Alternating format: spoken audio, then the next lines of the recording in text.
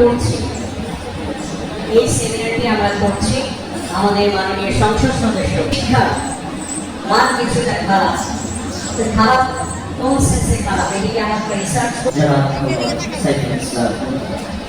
এছাড়াও অপরাধী কেন্দ্রের মাঝে সবার শৃঙ্খলা বাহিনী ও গোয়েন্দা সংস্থার কর্মকর্তাবৃন্দ রূপগঞ্জ উপজেলার রাজনৈতিক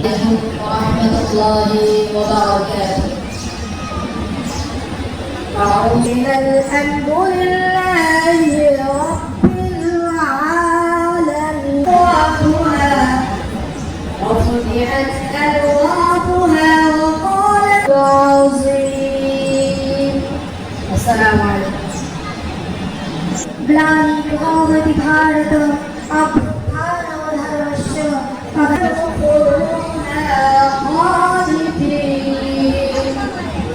শরণার্থ। যখনই পৃথিবীতে ধর্মের গ্লানি হয় আর অধর্মের, পৃথিবীর সমস্ত প্রাণী শান্তি ভোগ করুক, কেউ যেন দুঃখ ভোগ না করে।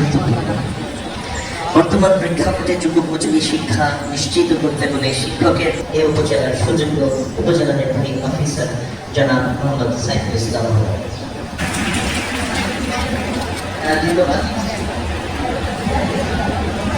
বিশেষ অতিথি বরণ করে নিচ্ছেন বিএনসিসি সদস্য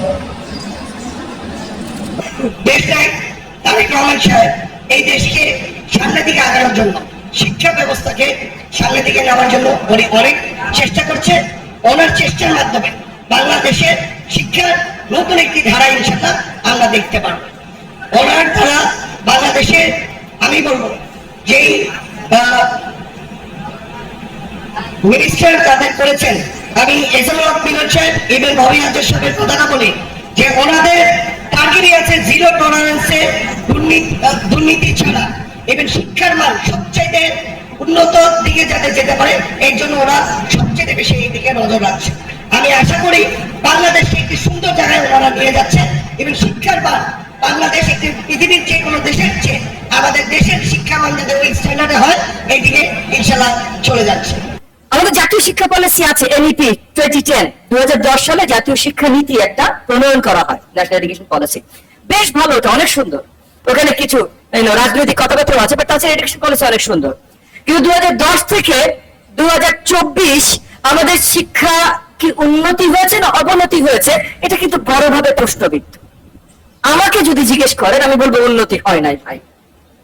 তাহলে শুধু এডুকেশন পলিসির কাগজ দিয়ে তো লাভ হয় না, আসলে সেটা ফলো করতে পারতে হবে, বাস্তবায়ন করার কাজ করতে হবে, একটা ভিশন দরকার। আমি অনেক জায়গায় এই কথাটা বলেছি যে এই 72-73 থেকে যখন আমাদের স্বাধীন দেশের শিক্ষার জার্নি শুরু হয়, এডুকেশনের জার্নি শুরু হয়, সে ক্ষুদ্র কমিশন রিপোর্ট থেকে, সে ক্ষুদ্র কমিশন রিপোর্টও পরিষ্কার কোন ভিশন আমাদেরকে দেয় নাই। এরপর জামিনুর রেজাল্ট কমিশন, বহুত কমিশন এসছে, আমাদের অন্তর্বর্তীকালীন সরকারও কমিশন করেছে, কিন্তু কোন পরিষ্কার ভিশন আমাদেরকে দেয়নি। এই যে আপনারা হেডমাস্টার স্কুলে যাবেন, কলেজে যাবেন, আপনারা পুরো অ্যাডমিনিস্ট্রেশন নিয়ন্ত্রণ করবেন, বাচ্চাদের সার্ভিস দিবেন, গার্ডিয়ানদের দেবেন, টিচারদেরকে বলবেন কি করতে হবে, কোন আলোকে বলবেন, স্বপ্নটা কি, ফাইনাল গোলটা কি, ভিশনটা কি, এটাকে আপনাদেরকে দেওয়া হয়েছে? এত বছর ঠিকভাবে দেওয়া হয়নি।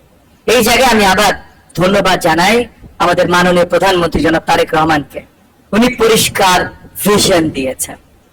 10 বছর শিক্ষা নিলে তার এই ক্যারিয়ার পাথটা পরিষ্কার থাকতে হবে, 12 বছর শিক্ষা নিলে ওই ক্যারিয়ার পাথটা পরিষ্কার থাকতে হবে। আজকে আমাদের দেশে এইচএসসি পাস করে যত ভালো জিপিএ পাক, বিশ্ববিদ্যালয়ের পরীক্ষায় উত্তীর্ণ হয় না, পাস করে না। তাই বিশ্ববিদ্যালয়গুলো আর কোনো উপায় না দেখে পরীক্ষা বন্ধ করে লটারি শুরু করতে হয়েছে। এটা হলো আমাদের শিক্ষা ব্যবস্থা। আজকে ভারতের সবচেয়ে বেশি বৈদেশিক মুদ্রা তারা অর্জন করে বাংলাদেশে লেবার সার্ভিস দিয়ে লোক পাঠিয়ে চাকরি করার জন্য। কারণ আমাদের দেশে গার্মেন্টস চাকরি থেকে শুরু করে বড় বড় যে জায়গাগুলো আছে, সেখানে আমাদের দেশের স্কিলড ম্যান পাওয়ার নাই ওই চাকরিগুলো নেওয়ার জন্য। ভারতের 4th হাইয়েস্ট এক্সপেক্ট ইনকাম আছে বাংলাদেশ থেকে। আমাদের সন্তানদের আমরা চাকরি দিতে পারি না কেন?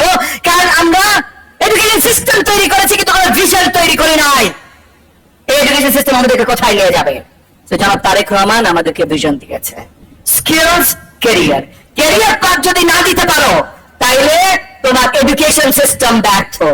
এমন কোন ইউনিয়ন উপজেলা নাই যেখানে আমাদের সরকারি প্রাথমিক বিদ্যালয় নাই, আছে? না, প্রত্যেকটা ইউনিয়ন উপজেলায় আছে।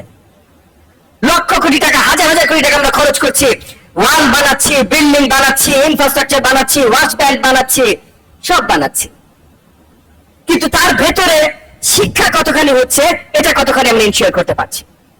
সৃজনশীল শিক্ষা ব্যবস্থা, নরওয়েজিয়ান শিক্ষা ব্যবস্থা, ফিনল্যান্ডের শিক্ষা ব্যবস্থা এক রাতে এখানে ইমপ্লিমেন্ট করতে চেষ্টা করেছে, আমরা কোনো সুফল দেখতে পেয়েছি? পাই না। তো আমরা দেখতে চাই আপনারা যারা একদম গ্রাউন্ড লেভেলে বা একদম শিক্ষার্থীদের সাথে, শিক্ষকদের সাথে, স্ট্রাকচারের সাথে, গার্ডিয়ানদের সাথে ডিরেক্টলি যারা আপনারা ডিল করছেন, যাদের নেতৃত্বে আসলে স্কুলগুলো বড় হবে, তারা আসলে নেতৃত্বর দায়ভার দেন। সরকারি কর্মচারী না। হ্যাঁ, হতে পারেন ভাই সরকারি কর্মচারী, বেতন সরকার দেয়, বেতন তো আমাকেও সরকার দেয় ভাই, বেতন তো সেই হিসেবে আমাদের দীপু ভূঁইয়া সাহেবকেও সরকার দেয়, কিন্তু সরকারি কর্মচারী না। একজন জাতীয় লেভেলে মানে দেশ জাতির জন্য নিবেদিত প্রাণ হয়ে আপনি আপনার স্কুলের নেতৃত্ব দেন। সেই নেতৃত্বের দায়ভার যখন আপনি নেবেন, সেটার দায়িত্ব যখন আপনি সঠিকভাবে নেবেন, সেটার জন্য আমাদের কাছে চাইবেন, তখন আমরা শিক্ষা ব্যবস্থাটাকে এগিয়ে নিয়ে যাব।